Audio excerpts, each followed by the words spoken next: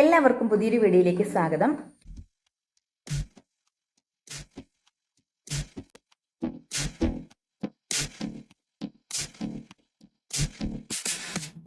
LBSന്റെ ആപ്ലിക്കേഷനൊക്കെ കൊടുത്ത് ബാക്കിയുള്ള പ്രൊസീജിയേഴ്സിന് വേണ്ടിയിട്ട് എല്ലാവരും വെയിറ്റ് ചെയ്തിരിക്കുകയാണെന്നറിയാം. അപ്പോൾ ഇനി വരുന്ന നെക്സ്റ്റ് പ്രൊസീജിയേഴ്സ് എന്തൊക്കെയാണെന്ന് നമുക്ക് നോക്കാം. ആപ്ലിക്കേഷൻ കൊടുത്തു, ഫൈനൽ കൺഫർമേഷൻ നടത്തി.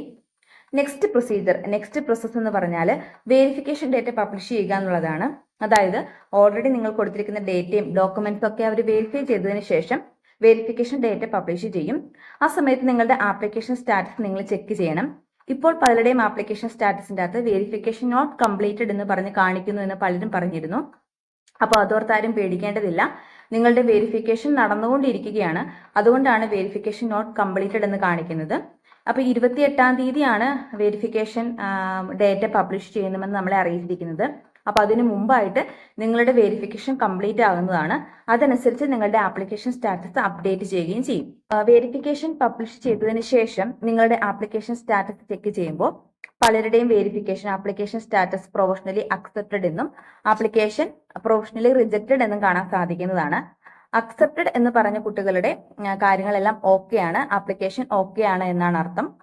ഇനി റിജക്റ്റഡ് എന്ന് കാണിക്കുന്നുണ്ടെങ്കിൽ എന്തെങ്കിലും റിമാർക്സ് ഉണ്ടോ എന്നുള്ളത് തൊട്ട് താഴെയായിട്ട് നിങ്ങൾക്ക് തന്നിട്ടുണ്ടായിരിക്കും. ആ റിമാർക്സ് എന്താണ് എന്ന് നിങ്ങൾ ചെക്ക് ചെയ്യുക. അതിനുശേഷം ആ തെറ്റുപറ്റിയിരിക്കുന്ന കാര്യങ്ങൾ കറക്റ്റ് ചെയ്യാനുള്ള ടൈമാണ് വരുന്നത്, അതായത് കറക്ഷൻ ടൈം. ഈ കറക്ഷൻ ടൈമിന്റെ സമയത്ത് എന്താണോ നിങ്ങൾക്ക് പറ്റിയിരിക്കുന്ന റിമാർക്സ് അത് കറക്റ്റ് ചെയ്യുക.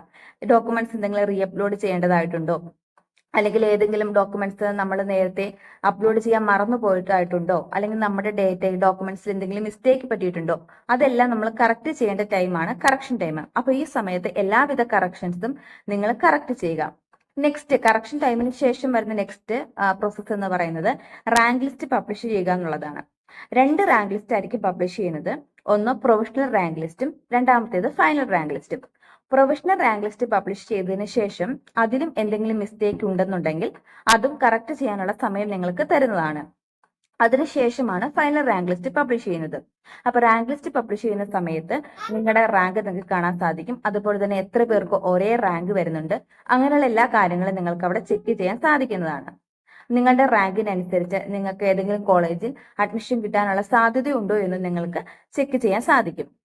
നെക്സ്റ്റ് പ്രൊസീജിയർ, അതായത് റാങ്ക് ലിസ്റ്റ് പബ്ലിഷ് ചെയ്തതിന് ശേഷം വരുന്ന നെക്സ്റ്റ് പ്രൊസീജിയർ എന്ന് പറയുന്നത് വളരെ ഇമ്പോർട്ടന്റ് ആയിട്ടുള്ള പ്രോസസ്സാണ് ഓപ്ഷൻ രജിസ്ട്രേഷൻ.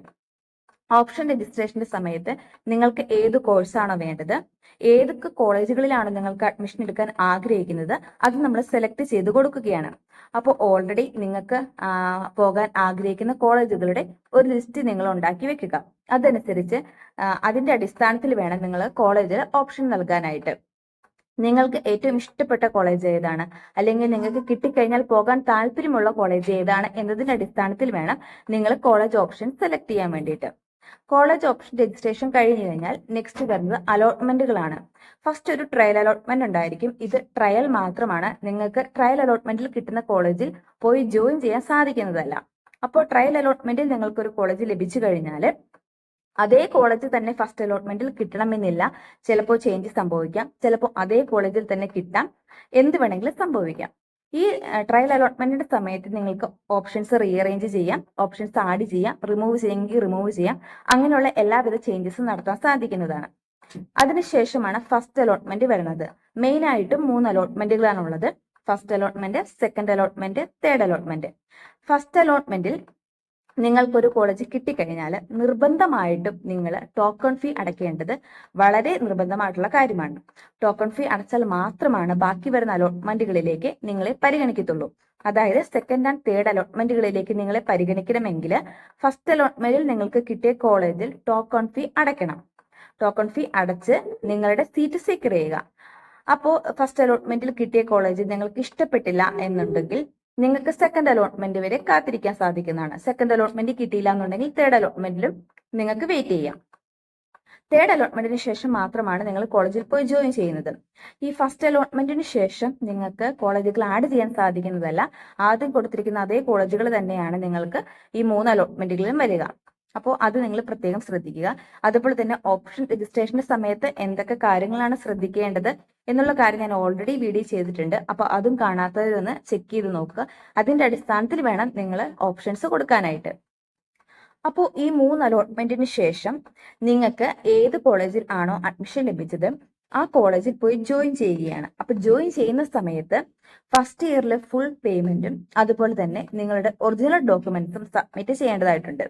അപ്പോൾ ഫസ്റ്റ് ഇയർ ഫുൾ പേയ്മെന്റും അതുപോലെ തന്നെ ഒറിജിനൽ സർട്ടിഫിക്കറ്റുമായിട്ട് വേണം നിങ്ങൾക്ക് കിട്ടിയ കോളേജിൽ പോയി നിങ്ങൾ അഡ്മിഷൻ എടുക്കേണ്ടത്. ഇനി ഈ 3 അലോട്ട്മെന്റുകളിലും പങ്കെടുത്തു, നിങ്ങൾക്കൊരു കോളേജ് കിട്ടി, പക്ഷേ ആ കോളേജ് നിങ്ങൾക്ക് ഇഷ്ടപ്പെട്ടില്ല, വേറൊരു കോളേജ് വേണമെന്ന് ആഗ്രഹമുണ്ട് എന്നെങ്കിൽ നിങ്ങൾക്ക് പിന്നീട് വരുന്ന സ്പെഷ്യൽ ആൻഡ് സ്പോട്ട് അലോട്ട്മെന്റുകളിൽ പങ്കെടുക്കാൻ സാധിക്കുന്നതാണ്. അവിടെ നിങ്ങൾക്ക് അപ്ലൈ ചെയ്ത് അതിനകത്ത് പാർട്ടിസിപ്പേറ്റ് ചെയ്യാം. അതുപോലെ തന്നെ ഇനി ഈ കോളേജുകളിൽ അഡ്മിഷൻ കിട്ടിയ കുട്ടികളെ നിങ്ങൾ ആ കോളേജിൽ പോയി ജോയിൻ ചെയ്തു എന്നുണ്ടെങ്കിൽ നിങ്ങൾ ഓൾറെഡി ജോയിൻ ചെയ്തിരിക്കുന്ന കോളേജിൽ നിന്ന് NOC സർട്ടിഫിക്കറ്റ് കിട്ടിയാലാണ് ഈ സ്പെഷ്യൽ ആൻഡ് സ്പോട്ട് അലോട്ട്മെന്റുകളിലേക്ക് നിങ്ങൾക്ക് പാർട്ടിസിപ്പേറ്റ് ചെയ്യാൻ സാധിക്കത്തുള്ളൂ. അപ്പോൾ ഈ സ്പെഷ്യൽ ആൻഡ് സ്പോട്ട് അലോട്ട്മെന്റുകളിലേക്ക് നിങ്ങൾ സെപ്പറേറ്റ് ഓപ്ഷൻ രജിസ്ട്രേഷൻ നൽകേണ്ടതായിട്ടുണ്ട്. ഇപ്പോൾ കൊടുക്കുന്ന ഓപ്ഷൻ അതിനുവേണ്ടി പരിഗണിക്കുന്നതല്ല. ഓൾറെഡി അലോട്ട്മെന്റ് ഒക്കെ കിട്ടി, പക്ഷെ പല കുട്ടികളും അവർക്ക് ആ കോളേജ് ഇഷ്ടപ്പെടാത്തത് കൊണ്ട് അഡ്മിഷൻ എടുക്കാതെ വരാം. അങ്ങനെ അഡ്മിഷൻ എടുക്കാതെ വരുന്ന വേക്കൻസികളിലേക്ക് നടത്തുന്ന അലോട്ട്മെന്റ് ആണ് സ്പെഷ്യൽ ആൻഡ് സ്പോട്ട് അലോട്ട്മെന്റുകൾ. അപ്പോൾ എത്രത്തോളം വേക്കൻസി ഉണ്ടെന്ന് നമുക്ക് പറയാൻ പറ്റത്തില്ല. അപ്പോൾ എത്രത്തോളം വേക്കൻസി ഉണ്ടോ അതനുസരിച്ച് സ്പെഷ്യൽ ആൻഡ് സ്പോട്ട് അലോട്ട്മെന്റുകൾ വരുന്നതാണ്. മുൻ വർഷങ്ങളിലൊക്കെ 10 സ്പെഷ്യൽ സ്പോട്ട് അലോട്ട്മെന്റുകളൊക്കെ വന്നിട്ടുണ്ട്. അപ്പോൾ അത് വേക്കൻസി അനുസരിച്ചിരിക്കും. അപ്പോൾ അതിൻ്റെ അകത്ത് നിങ്ങൾക്ക് അഡ്മിഷൻ കിട്ടാത്ത കുട്ടികൾക്കും അഡ്മിഷൻ കിട്ടിയ കുട്ടികൾക്കും പാർട്ടിസിപ്പേറ്റ് ചെയ്യാൻ സാധിക്കുന്നതാണ്. അപ്പോൾ അഡ്മിഷൻ കിട്ടിയ കുട്ടികളാണെങ്കിൽ നിങ്ങൾ ഓൾറെഡി ജോയിൻ ചെയ്തിരിക്കുന്ന കോളേജിൽ നിന്ന് NOC സർട്ടിഫിക്കറ്റ് അപ്ലോഡ് ചെയ്യണം. എങ്കിൽ മാത്രമാണ് നിങ്ങൾക്ക് ഈ സ്പെഷ്യൽ സ്പോട്ട് അലോട്ട്മെന്റുകളിലേക്ക് പങ്കെടുക്കാൻ സാധിക്കത്തുള്ളൂ. അപ്പോൾ ഇത്രയാണ് അലോട്ട്മെന്റ് വരെയുള്ള കാര്യങ്ങൾ. അപ്പോൾ ഓർക്കുക, 3ാമത്തെ അലോട്ട്മെന്റിന് ശേഷമാണ് നിങ്ങൾക്ക് കോളേജിൽ പോയി ജോയിൻ ചെയ്യേണ്ടതായിട്ടുള്ളൂ.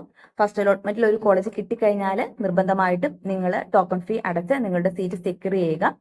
ഹയർ ഓപ്ഷൻസ് നിങ്ങൾക്കുണ്ട്. അതുകൊണ്ട് നിങ്ങൾക്ക് ഫസ്റ്റ് അലോട്ട്മെന്റിൽ കിട്ടിയ കോളേജ് ഇഷ്ടപ്പെട്ടില്ല എന്നുണ്ടെങ്കിൽ സെക്കൻഡ് ആൻഡ് തേർഡ് അലോട്ട്മെന്റുകൾ നിങ്ങൾക്ക് വെയിറ്റ് ചെയ്യാം. ഇനി 3 അലോട്ട്മെന്റുകളിലും നിങ്ങൾക്ക് ഇഷ്ടപ്പെടാത്ത കോളേജാണ് കിട്ടിയത് എങ്കിൽ ഒന്നെങ്കിൽ നിങ്ങൾക്ക് ആ കോളേജിൽ അഡ്മിഷൻ എടുക്കാം. അവിടുന്ന് NOC സർട്ടിഫിക്കറ്റ് കിട്ടുകയോ ഇല്ലയോ എന്നുള്ളത് നിങ്ങൾ ചോദിച്ചറിയണം. ഇല്ലാന്നുണ്ടെങ്കിൽ നിങ്ങൾക്ക് സ്പെഷ്യൽ ആൻഡ് സ്പോട്ട് അലോട്ട്മെന്റുകളിലേക്ക് പങ്കെടുക്കാം. അപ്പൊ ഇത്രയാണ് അലോട്ട്മെന്റ് വരെയുള്ള കാര്യങ്ങൾ. ഇനി ആർക്കെങ്കിലും എന്തെങ്കിലും ഡൗട്ട്സ് ഉണ്ടെങ്കിൽ കമന്റ്സ് ആയിട്ട് ചോദിക്കുക. താങ്ക്